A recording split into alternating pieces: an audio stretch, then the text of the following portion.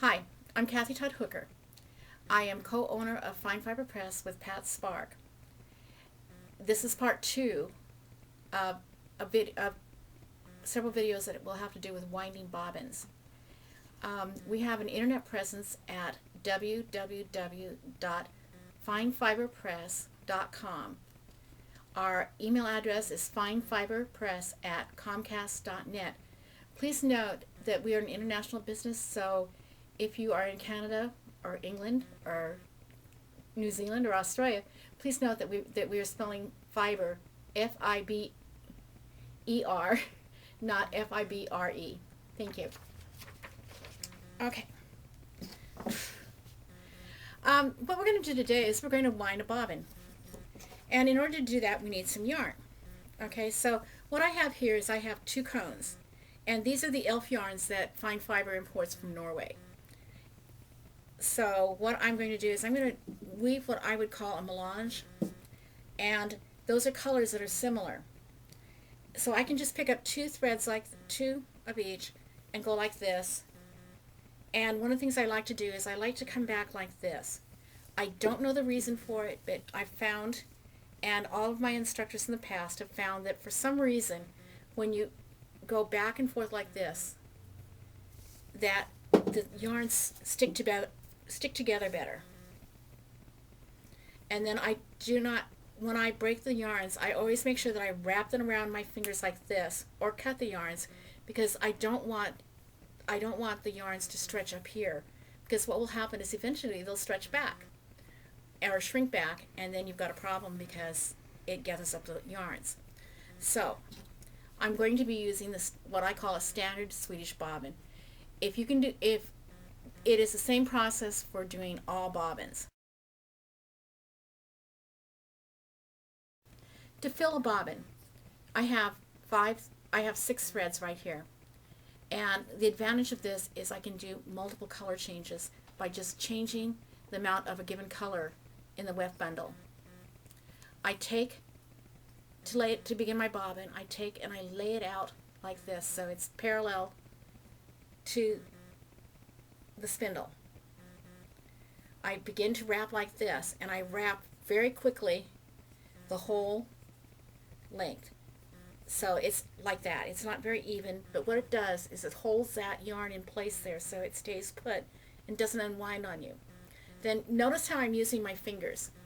By holding the yarn like this and gently pulling through as I wrap, it will keep the loops in the weft bundle down here, which is very important.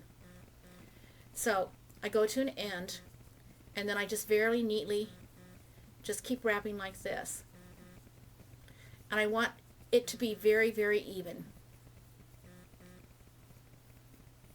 So it's just a process of going back and forth. Note I'm pulling the yarn through my fingers.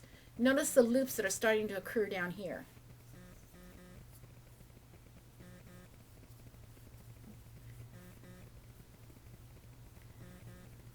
Now this isn't the only way that you can hold it. I can also hold it like this and run it through my fingers like this, if this is a more comfortable way to turn a bobbin. I can put approximately 1.5 yards of weft onto one of these bobbins. Okay? And then when I finish it, all the extra loopies that I've had will be down here at this end. And in order to make it stationary, I create a loop like this, go over the knob,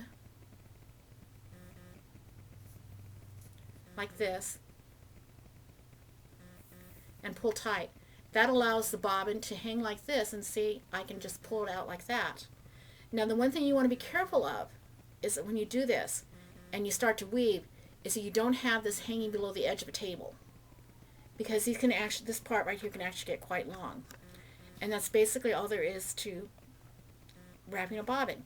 Now what you want to be careful of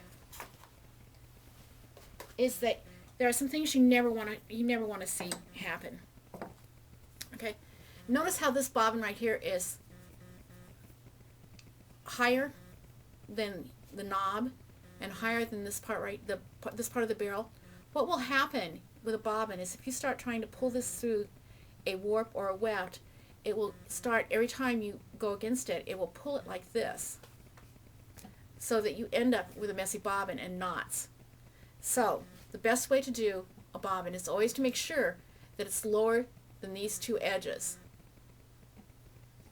And the other thing you want to be aware of is that you don't want to see this kind of a thing. And this happens when you don't pull the wefts through your fingers. See this loop right here? And that will show up on your weaving surface as you weave.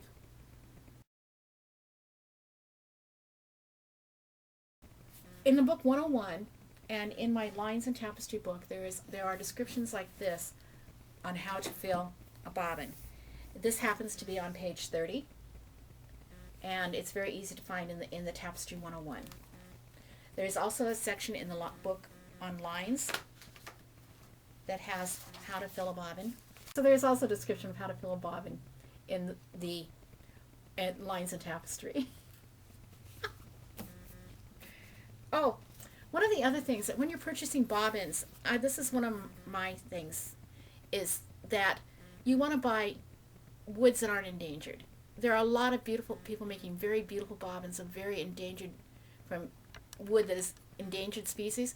And so the bobbins we have at FFP are all made from non-endangered trees, such as maple and oak.